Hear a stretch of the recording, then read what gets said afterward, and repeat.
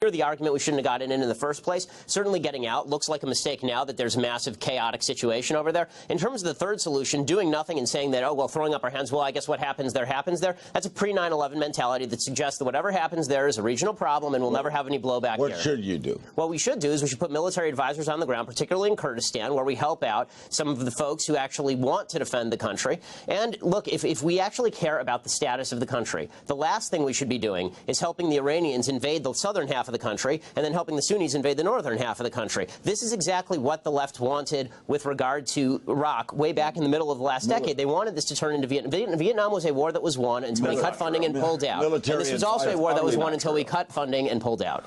Go ahead, Richard. Larry, that's utterly, completely not true. Right? And if you listen to folks like John McCain, who always believes we should arm the rebels, which is his solution to everything, and putting our men and women in harm's way once again to solve a quagmire of a situation that we've created. Let's be very clear about this. It was created under George W. Bush. This president has brought our men and women back home in the safety of America, and now we've got to figure out a solution. And to be honest with you, this government, the Iraqi government, has got to stand up. This cannot always be America's nightmare. The Iraqi government has to stand up and say, we're going to take control. What the president of Iraq needs to do is reach out to the Sunnis, reach out to the Shias, make concessions, and find a way to run his government. We do it here in America. They do it in India. They do it in Pakistan. They do it all across the world. People come together, different factions come together and rule a country equally. And this president, the president of Iraq, hasn't been able to do that. And he has to be held accountable for his actions before we put our men and women back in harm's way. Why is it our problem? It's our problem because, to a certain extent, because we invaded them. Well, yes, because we invaded them, but also beyond that, because once we're there and you make promises to people who are now being mowed down in the streets, by the way, if you feel no moral obligation about that, but you feel a moral obligation about 270 girls who get kidnapped by Boko Haram in Nigeria, then I question where exactly your moral feelings lie. Because the fact is, tens of thousands of people are going to get killed there. Certainly hundreds of thousands have already been moved into exile, essentially. You want to send advisors. I certainly want to send advisors. What else do you want? Advisors. Airstrikes on ISIS. Airstrikes. We can airstrike Gaddafi's forces in Libya, in a country we have nothing to do with, but we won't airstrike ISIS? Don't go away. The debate continues with Ben and Richard right after this.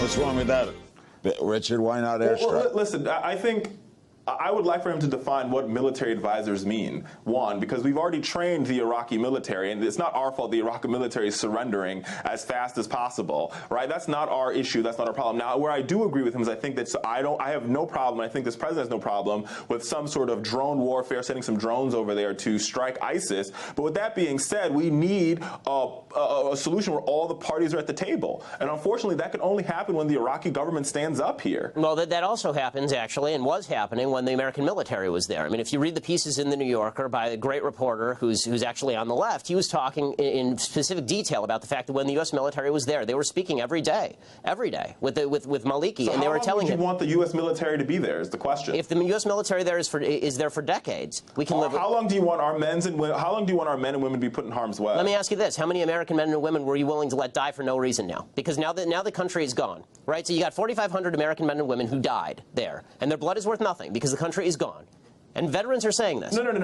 Wait a minute. Well, first of all, we shouldn't have been there in the first place. And well, you can argue that, but the bottom line is, once the war was won, why give it back? How much more American blood do you want to shed for a conflict that is not our conflict, and a government that is literally irresponsible?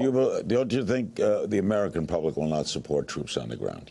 I think at this point you're probably right. The American public will not support troops on the ground by a wide margin, because this has become a country that has now slipped into a pre-9/11 mentality, which is why we are now going to surrender Afghanistan back to the Taliban and Iraq to a combined force of Al-Qaeda/ISIS in the north and Iran in the south. All right, some other political things. Your reaction to the defeat of Mr. Cantor? It's very interesting. I think that it has a couple of ramifications. It once again shows kind of the difference between the establishment Republican Party and the grassroots. That election really had nothing to do with the Tea Party. The Tea Party didn't spend any money in it, and the Tea Party really didn't do much in that race. That was much more about Cantor not being in his district a lot and being a little bit out of touch. As far as the immigration issue, I think it's a great thing for Democrats, because now you're going to see President Obama do what he's wanted to do all along. He's going to claim he has no partners on the Republican side of the aisle on immigration reform, and then he's going to move toward executive action. He's going to threaten the American people if they don't elect Democrats who are allies of his before November. He's going to amnesty 11 million votes. That defeat will help Democrats. Absolutely, it'll help Democrats. What do you think, Richard?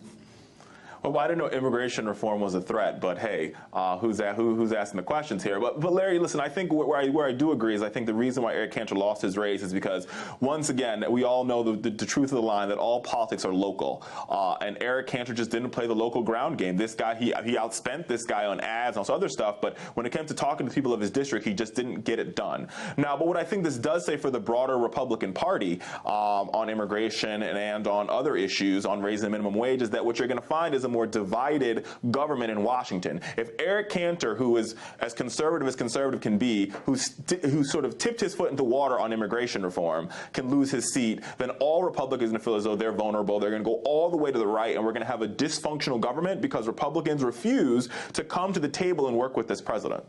Why can't we have immigration reform? I mean, the reason we can't. George Bush led the parade. I mean, listen, I would be fine with immigration reform. I think most Americans actually agree on immigration reform on this basic, immigrants. on this exactly on this basic count.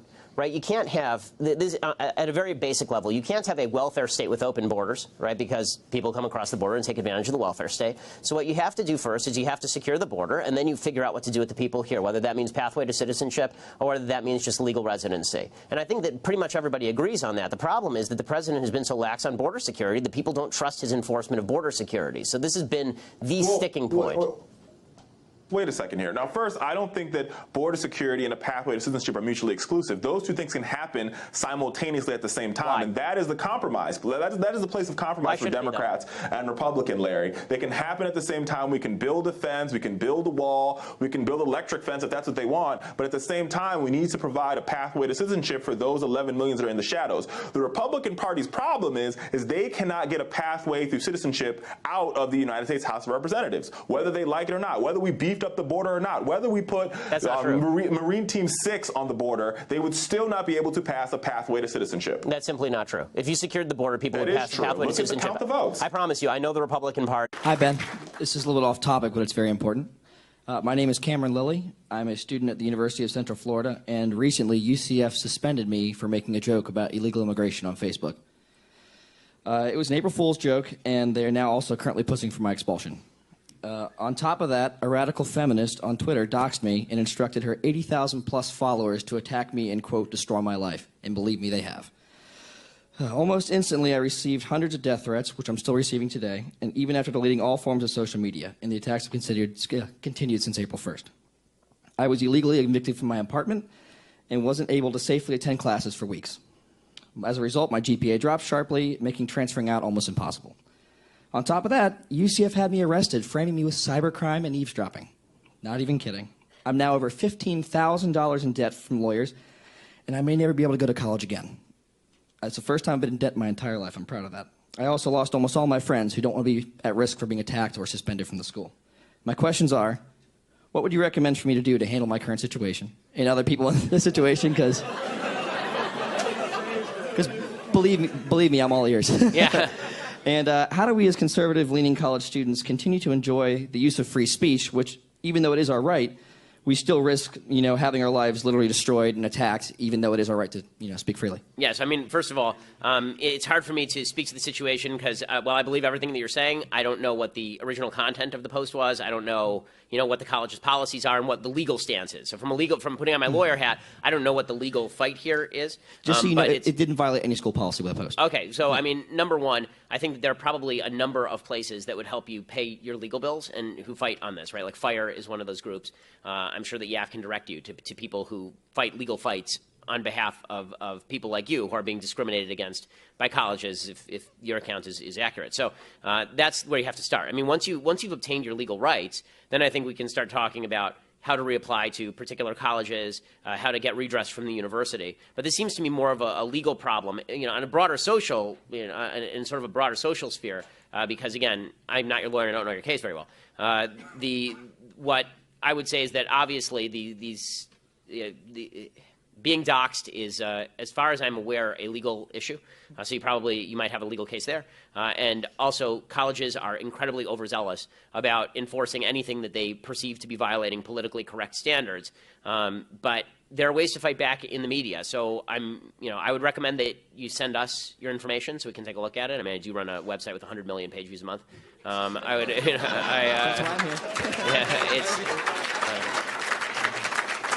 You know, I would suggest that. I mean, if it's as egregious as you sound, I think that there will be people who come to your defense if you're able to get that material out there. But talk to your lawyers first, because obviously you don't want to jeopardize any legal case that you have. And you should also talk to some of the 501c3 groups that actually spend